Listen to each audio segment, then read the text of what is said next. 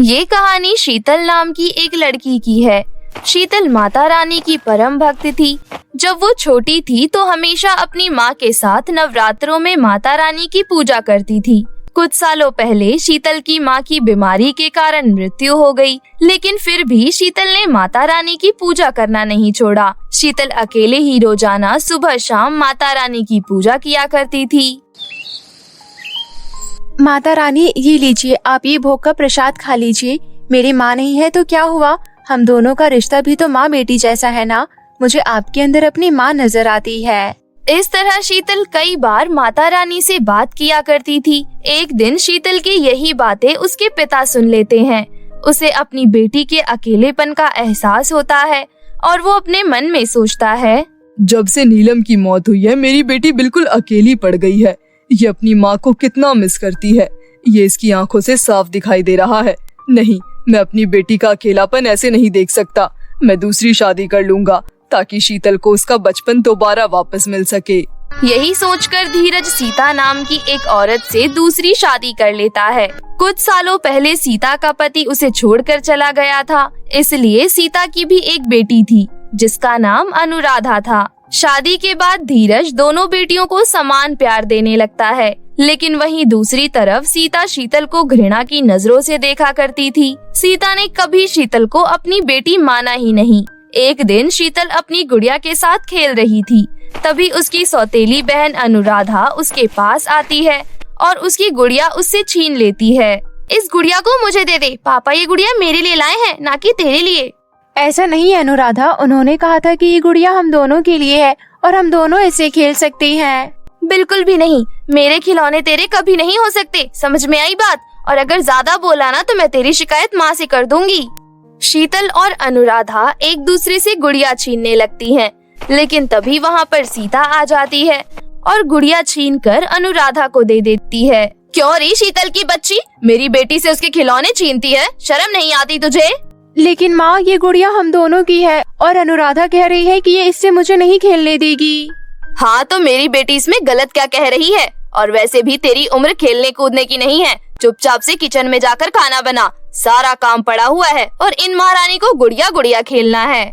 सीता की बात सुनकर शीतल बिना कुछ कहे घर का सारा काम करने लग जाती है। शीतल को अपनी सौतेली माँ का अपने प्रति ऐसा व्यवहार देखकर बिल्कुल अच्छा नहीं लगता था और वो रोते रोते घर के काम करने लगती है। इस तरह शीतल के ऊपर सीता का अत्याचार बढ़ता ही जा रहा था।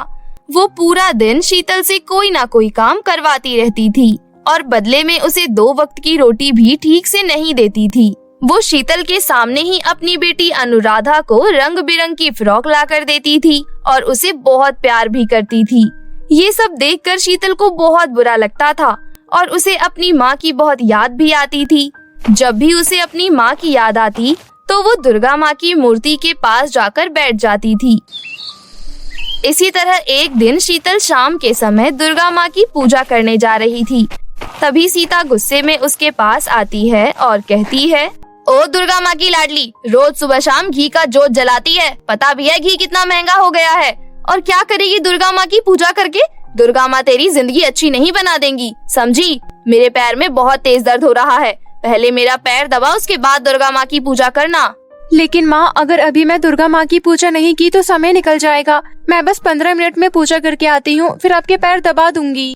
अच्छा जी, इसका मतलब अब मुझे तेरे इशारों पर चलना पड़ेगा। जितना कहा है उतना कर और अपना दिमाग कम लगा, समझी? बाद में करियो अपनी माता रानी की पूजा। ठीक है माँ, आप कमरे में चलिए, मैं पहले आपके पैर ही दबा देती हूँ। ऐसा कहकर शीतल आधे घंटे तक सीता के पैर दबाती है। फिर आधे घंटे बाद माता रानी से क्षमा मांगकर उनकी पूजा करती है। इसी तरह कुछ महीने गुजर जाते हैं और नवरात्रि का त्योहार आ जाता है। नवरात्रों में शीतल घर में माता रानी का कलश बैठाना चाहती थी और 9 कन्याओं का पूजन करना चाहती थी, लेकिन सीता ने उसे कुछ भी नहीं करने दिया। कितनी बुरी है सौतेली माँ, इन्होंने मुझे माता रानी का पूजन भी नहीं करने दिया। भगवान, ऐसी सौतेली माँ किसी को मत देना। शीतल बहुत दुखी होती है, लेकिन अब वो कर भी क्या सकती थी। नवरात्रि का त्योहार निकल गया, लेकिन शीतल इस बार माता रानी के लिए कुछ नहीं कर पाई। काफी समय बीत गया, लेकिन शीतल के प्रति उसकी सौतेली माँ और सौतेली बहन का व्यवहार बिल्कुल नहीं बदला। शीतल अपने कमरे में बहुत रोती थी। सब जानकर भी उसका पिता धीरज कुछ नहीं कर पाता था, क्योंकि सीता उसको हमेशा छोड़ जाने की धमकी देती रहती थी। माता रानी की इतनी अवहेलना करने के कारण सीता धीरे धीरे बीमार पड़ने लगी। शहर के सारे डॉक्टरों ने उसका इलाज करने से मना कर दिया, क्योंकि उनका कहना था कि सीता को जो बीमारी है उसका इलाज उनके पास है ही नहीं। बिस्तर पर पड़े पड़े सीता को बहुत तकलीफ होती थी। इस तकलीफ में उसका साथ देने वाली केवल शीतल ही थी। एक दिन बिस्तर पर पड़े पड़े सीता अपनी बेटी अनुराधा को आवाज लगाती है। अनुराधा, ओ अनुराधा बेटी, मुझे थोड़ा सा पानी दे दे, बहुत देर से प्यास लग रही है। सीता की आवाज सुनकर शीतल उसके पास पानी लेकर आती है और कहती है, ये लीजिए माँ पानी। अनुराधा घर पर नहीं है, इसलिए मैं ही पानी लेकर आ गई, और वैसे भी आपका दवाई का भी समय हो गया है।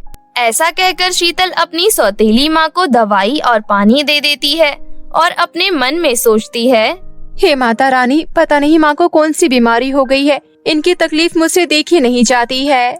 ऐसा सोचते हुए शीतल अपने कमरे में चली जाती है और उदास होकर बैठ जाती है।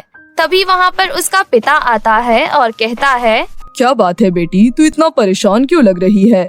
देखिए ना पिताजी, माँ की तबीयत कितनी ज्यादा खराब है, उनको बहुत तकलीफ होती है और मैं चाहकर भी कुछ नहीं कर पाती। तेरी सौतेली माँ तेरे साथ कितना बुरा व्यवहार करती थी, लेकिन फिर भी उसके बुरे समय में तू उसके साथ खड़ी है। काश ये बात सीता को भी समझ आती। जाने दीजिए ना पिताजी, ये चाहे जैसी भी है तो मेरी माँ ही। शीतल के इतने अच्छे विचार देखकर उसका पिता बहुत खुश होता है। देखते ही देखते कुछ दिनों बाद फिर से नवरात्रि का त्योहार आ जाता है। शीतल अपने पिता से कहती है, पिताजी, नवरात्रि का त्योहार आ रहा है, मैं इस बार कलश बैठाना चाहती हूँ। अब दुर्गा माता ही माँ की तबीयत को ठीक कर सकती है। आप कल सारा सामान ले आइएगा। ठीक है बिटिया। अगले दिन शीतल का पिता नवरात्रि का सारा सामान ले आता है और शीतल दुर्गा माता की मूर्ति और कलश बैठाकर 9 दिन का उपवास रखती है और हर दिन दुर्गा माता से अपनी माँ की सेहत की प्रार्थना करती है। इस तरह 8 दिन बीत जाते हैं और 9वीं का दिन आ जाता है। हे देवी मैया, आज मेरा 9वां दिन का व्रत सफल हुआ। 9 कन्याओं को भोजन करवा के मैं अपना व्रत तोड़ दूंगी। प्लीज मेरी माँ को ठीक कर दीजिए। शीतल पूजा खत्म करके सभी कन्याओं के लिए हलवा पूरी और चना बनाने चली जाती है। इतने में उसका पिता 9 कन्याओं को लेकर घर आ जाता है और शीतल सभी कन्याओं को भोजन करवाती है और सभी का आशीर्वाद लेकर उन्हें घर भेज देती है और अंत में प्रसाद लेकर अपनी माँ के पास जाती है। मैं जानती हूँ माँ कि धीरे धीरे आपकी तबीयत और बिगड़ती जा रही है। अब आप बोल भी नहीं पाती हो। पता नहीं आपको कौन सी बीमारी हो गई है। जब से आपका बोलना बंद हुआ है ये घर बहुत सोना लगता है। मैंने अपनी एक माँ को पहले ही खो दिया है। मैं अब आपको नहीं खोना चाहती हूँ। आपके लिए मैंने 9 दिन का उपवास रखा था। अब आप ये प्रसाद खा लीजिए। सीता कुछ बोल तो नहीं सकती थी, लेकिन शीतल की ये सारी बातें सुनकर उसकी आंखों में आंसू आ गए। वो मन में सोच रही थी कि आज तक उसने जिसको हर बात पर सिर्फ डांटा और फटकारा है, आज वो उसके लिए कितना कुछ कर रही है। और जिस बेटी को वो अपने दिलो जान से ज्यादा प्यार करती थी, उसको उसकी कोई फिक्र ही नहीं है। शीतल अपने हाथों से अपनी माँ को प्रसाद खिला देती है और दुर्गा माँ की मूर्ति के पास जाकर कहती है, प्लीज माता रानी, मेरी माँ को ठीक कर दो ना। मैंने आज तक आपकी इतनी पूजा की है, कभी आपसे कुछ नहीं मांगा। आज मेरी सिर्फ एक मनोकामना पूरी कर दो। शीतल वहीं बैठकर रोने लगती है। तभी साक्षात देवी माँ वहाँ प्रकट होती हैं और कहती हैं, उठो शीतल, अपनी आंखें खोलो। शीतल देवी माँ को देखते ही बहुत खुश हो जाती है। माँ, आपने मुझे दर्शन दिए हैं माँ। मैं तो धन्य हो गई। मुझे तो यकीन ही नहीं हो रहा कि आपने मुझे दर्शन दिए हैं। शीतल, मैंने तुम्हारे जैसी नेक दिल लड़की कभी नहीं देखी। तुम्हारी सौतेली माँ ने तुम्हारे लिए कितने कांटे बोए, लेकिन फिर भी उसके प्रति तुम्हारे मन में कितना प्यार है। दरअसल तुम्हारी सौतेली माँ की ऐसी हालत मैंने ही की थी, क्योंकि वो तुम्हें बहुत परेशान करती थी, परंतु आज तुम्हारे ही आग्रह करने पर मैं उन्हें ठीक करने आई हूँ। ऐसा कहकर देवी माँ एक जादू करती है और शीतल की सौतेली माँ बिल्कुल स्वस्थ हो जाती है। अब वो बोल भी सकती थी और चल भी सकती थी। सीता को ठीक करके देवी माँ वहाँ से अदृश्य हो जाती हैं। तभी वहाँ पर सीता भागती हुई आती है। शीतल बेटी देखो, मैं ठीक हो गई, मैं बोल सकती हूँ और मैं चल भी सकती हूँ। ये सब किसी करिश्मे से कम नहीं है और मुझे पता है ये सब देवी माँ के कारण और तुम्हारे कारण ही हुआ है। मुझे माफ कर दो बेटी, आज तक मैंने तुम्हें कितना परेशान किया है, लेकिन तुम कितनी अच्छी निकली। शीतल अपनी माँ को ठीक देखकर बहुत खुश होती है और उन्हें गले लगा लेती है। वहीं पास में धीरज और अनुराधा खड़े होकर ये सब देख रहे थे। अनुराधा कहती है, मुझे भी माफ कर दीजिएगा दीदी, मैंने भी आपके साथ बहुत बुरा व्यवहार किया है, लेकिन मैं वादा करती हूँ आज के बाद ऐसा कभी नहीं होगा। इससे ज्यादा खुशी की बात और क्या हो सकती है कि नवमी वाले दिन मुझे माँ और बहन का प्यार मिल गया। हाँ शीतल, आज तुम्हारे लिए मैं भी बहुत खुश हूँ। मैं चाहकर भी कभी कुछ बोल नहीं पाता था, लेकिन आज मैं कहना चाहता हूँ। सीता, शीतल को अपनी बेटी की तरह प्यार देना। खुदा न खास्ता मुझे कुछ हो गया तब भी तुम शीतल के साथ बुरा व्यवहार मत करना। आज के दिन ऐसी अपशगुन बातें मत कीजिए जी, अब हमारे परिवार को किसी की नजर नहीं लगेगी। अंत में शीतल को जो चाहिए था मिल जाता है। माता रानी ने शीतल को 9 दिनों के व्रत का फल बहुत अच्छा दिया था। इस तरह अब वो पूरा परिवार एकजुट होकर हंसी खुशी अपना जीवन व्यतीत करने लगता है और अब हर साल वो पूरा परिवार मिलकर माता रानी के नवरात्रे बहुत धूमधाम से मनाने लगते हैं। वंशिका 2 साल की थी, तभी बीमारी की वजह से वंशिका की मां की मौत हो जाती है। वंशिका के पिता बिजनेस करते थे, इसलिए वो अक्सर शहर जाया करते थे। गांव में वंशिका की देखभाल करने के लिए उसके पिता नयनतारा से दूसरी शादी कर लेते हैं। नयनतारा से शादी करने के बाद वंशिका के पिता कभी कभी ही गांव आया करते थे। नयनतारा वंशिका की बहुत अच्छे से देखभाल करती थी। 2 साल बीत जाते हैं और नयनतारा को भी एक बेटी होती है। नयनतारा की बेटी दिखने में काली पैदा होती है। वो वंशिका की तरह खूबसूरत नहीं होती, लेकिन नयनतारा और उसके पति को इस बात से कोई परेशानी नहीं थी। नयनतारा अपनी बेटी के पैदा होने पर घर में एक पूजा रखवाती है। नयनतारा अपनी बेटी का नाम चंदा रखती है। पूजा में नयनतारा की मौसी भी आती है। पूजा खत्म होने के बाद सभी लोग चले जाते हैं, लेकिन नयनतारा की मौसी नहीं जाती। रात को नयनतारा अपनी मौसी से बात कर रही थी। मौसी, मैं बहुत खुश हूँ। सारा दिन वंशिका मुझे अपने साथ खेलने के लिए तंग करती रहती है। अब उसकी छोटी बहन आ गई है, तो अब वो अपनी बहन के साथ खेलेगी और मैं चैन से अपना काम कर पाऊंगी। क्या नयनतारा, तू भी इतना खुश हो रही है? मुझे तो तेरे लिए और तेरी बेटी के लिए बहुत चिंता है। कैसी चिंता मौसी? अरे देख अपनी बेटी को और देख अपनी सौतेली बेटी को, दोनों की खूबसूरती में जमीन आसमान का फर्क है। आगे जब तू दोनों की शादी के लिए लड़का देखेगी तो अच्छा लड़का तो वंशिका से ही शादी करेगा। भला तेरी बदसूरत बेटी से कौन शादी करेगा? मेरी बेटी बदसूरत नहीं है मौसी, बस उसका रंग सांवला है। ये बात मैं समझूंगी, लेकिन हर कोई नहीं। तू जानती नहीं है, शादी ब्याह में लड़के वाले सबसे पहले लड़की की खूबसूरती देखते हैं। मैं तेरी मौसी हूँ, इसलिए तुझे अभी से ही इस बात के लिए सतर्क कर रही हूँ। इस तरह नयनतारा की मौसी उसकी बहुत कान भरती है। अगले दिन मौसी चली जाती है, लेकिन नयनतारा के दिमाग में अभी भी वही सारी बातें चल रही थी। मैं बहुत देर से इस बारे में सोच रही हूँ। अब तो मुझे भी लगने लगा है कि मौसी बिल्कुल सही कह रही हैं। मैं अपना सब कुछ छोड़कर वंशिका की माँ बनने के लिए तैयार हुई, लेकिन कहीं मेरा ये दयालुपन मुझ पर ही भारी न पड़ जाए। इस तरह नयनतारा अपनी मौसी की बातों में आ जाती है। इस तरह बहुत साल बीत गए। अब वंशिका और नयनतारा की बेटी चंदा दोनों ही बहुत बड़े हो जाते हैं। चंदा अपने सांवले रंग की वजह से बहुत दुखी रहती थी। वंशिका बहुत अच्छी लड़की थी, लेकिन चंदा कभी भी उससे सीधे मुंह बात नहीं करती थी।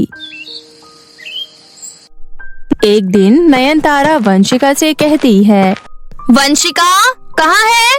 नयनतारा की आवाज सुनकर वंशिका कहती है, कहीं नहीं माँ, कमरे में थी। कमरे में क्या रखा है जो सारा दिन कमरे में बंद रहती है? घर के काम नजर नहीं आते हैं क्या? चंदा साफ सफाई में रहने वाली लड़की है और घर अभी तक गंदा पड़ा है। मैं बाजार जा रही हूँ, मेरे आने तक घर के सारे काम हो जाने चाहिए।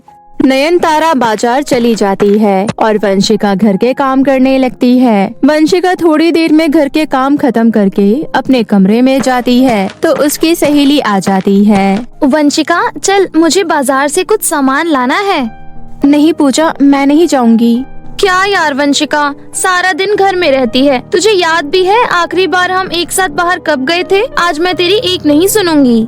अपनी सहेली के बार बार कहने पर वंशिका उसके साथ बाजार चली जाती है। घर में अकेली सिर्फ चंदा थी। थोड़ी देर बाद नयनतारा घर आ जाती है और वो वंशिका को घर में नहीं देखती है, जिसकी वजह से उसे बहुत गुस्सा आता है।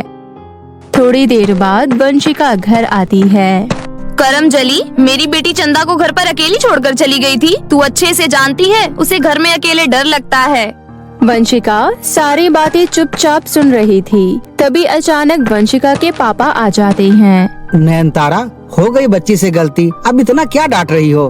हाँ, आप तो अपनी बेटी की साइड लोगे ही। मेरा और चंदा का क्या? हम दोनों तो आपके कुछ लगते ही नहीं है ना। मैं तो आपकी दूसरी बीवी बनकर घर आई हूँ। आप अपनी बेटी की देखभाल करने के लिए एक नौकरानी घर में क्यों नहीं ले आए? अरे मैं तो भूल ही गई थी, मैं भी तो इस घर की नौकरानी ही हूँ। ये कैसी बातें कर रही हो तुम? गलत क्या बोल रही हूँ? अगर घर में नौकरानी होती तो उसे पैसे देने पड़ते, इसलिए मेरे से शादी कर ली, जिससे एक मुफ्त की नौकरानी घर आ गई। ये क्या बोले जा रही हो तुम? तुझे अंदाजा भी है? न जाने कहाँ की बात कहाँ लेकर जा रही हो। माँ, पापा, प्लीज आप दोनों लड़ना बंद कीजिए। हाँ, मेरी गलती है। मुझे चंदा को अकेले घर पर छोड़कर नहीं जाना चाहिए। आगे से मैं इस बात का ध्यान रखूंगी। इतना बोलकर वंशिका अपने कमरे में चली जाती है। वंशिका के पापा भी वहाँ से चले जाते हैं। दोनों के जाने के बाद चंदा अपनी माँ से कहती है, माँ, आप वंशिका को कुछ नहीं बोलती हो? नहीं मेरी लाडली बिटिया, तूने देखा नहीं अभी मैंने उसे कितनी डांट लगाई है? सिर्फ डांट लगाई है ना, इस बात पर तो आपको उसकी पिटाई करनी चाहिए थी। मुझे पता है आपके मन में भी उसके लिए प्यार है। मैं काली हूँ ना, इसलिए मुझे कोई प्यार नहीं करता, आप भी नहीं। इतना बोलकर चंदा वहाँ से चली जाती है। अपनी बेटी को खुश करने के लिए नयनतारा का अत्याचार वंशिका पर बढ़ता ही जा रहा था। एक दिन की बात है, वंशिका सब्जियां काट रही थी। तभी अचानक नयनतारा उसके पास आती है और बोलती है, तुझे क्या लगता है तू मेरी बेटी से खूबसूरत है तो कुछ भी कर सकती है? लेकिन एक बात अच्छे से समझ ले, जब तक मैं हूँ तब तक तेरा इस घर में कुछ नहीं चलने वाला है। लेकिन माँ, मैंने क्या किया है? बेवजह आप मुझ पर गुस्सा करती रहती हो। कुछ तो कारण होगा, क्यों आप मेरे से इतना नफरत करते हो?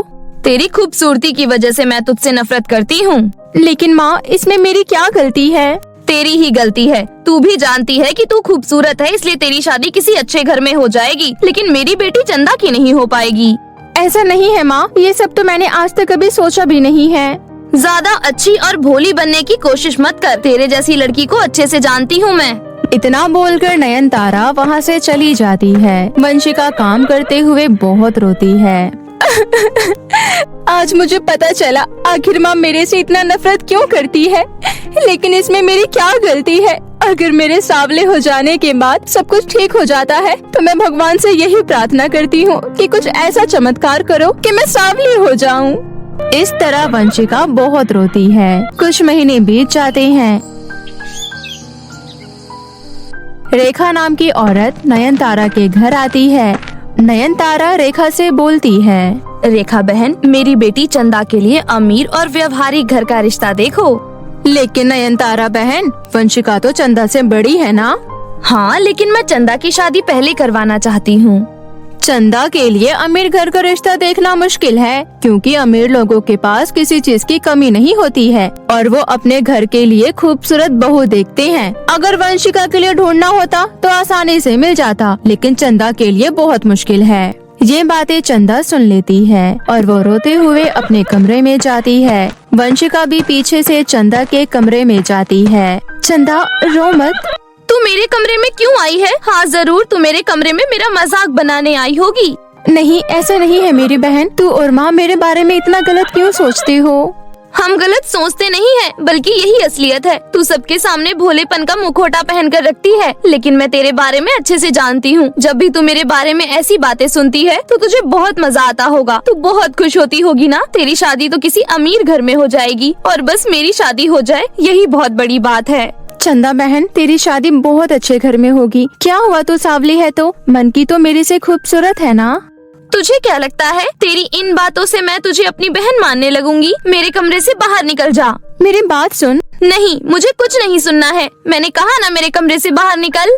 इस तरह वंशिका चंदा को समझाने की बहुत कोशिश करती है, लेकिन चंदा उसकी एक नहीं सुनती।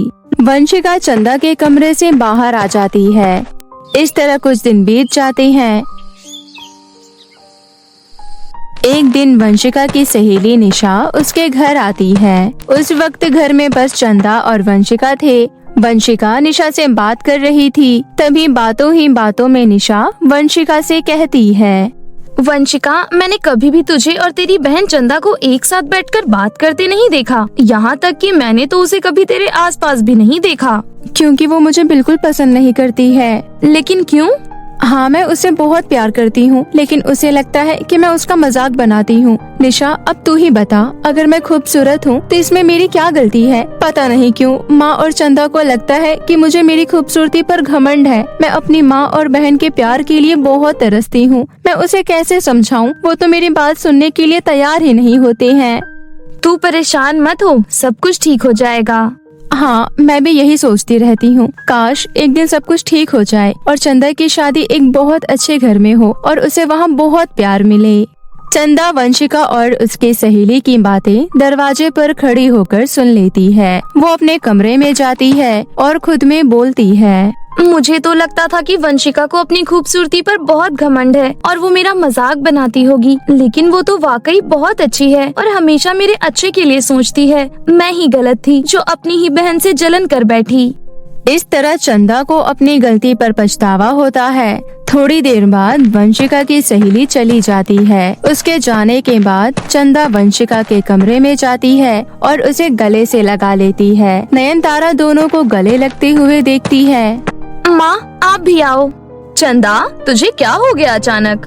हम गलत थे माँ, जो ये सोचते थे कि वंशिका को अपनी खूबसूरती पर घमंड है। ये तो अकेले में भी मेरे बारे में अच्छा ही सोचती है। अब मेरी शादी कहीं हो या ना हो, मुझे इसकी कोई परवाह नहीं है, लेकिन अब हम दोनों बहनें हमेशा एक साथ ही रहेंगे। ये जानकर नयनतारा भी बहुत खुश होती है और अपनी दोनों बेटियों को गले से लगा लेती है। इस तरह दोनों माँ बेटी की गलतफहमी दूर हो जाती है और वंशिका अपने परिवार के साथ हंसी खुशी जीवन व्यतीत करने लगती है।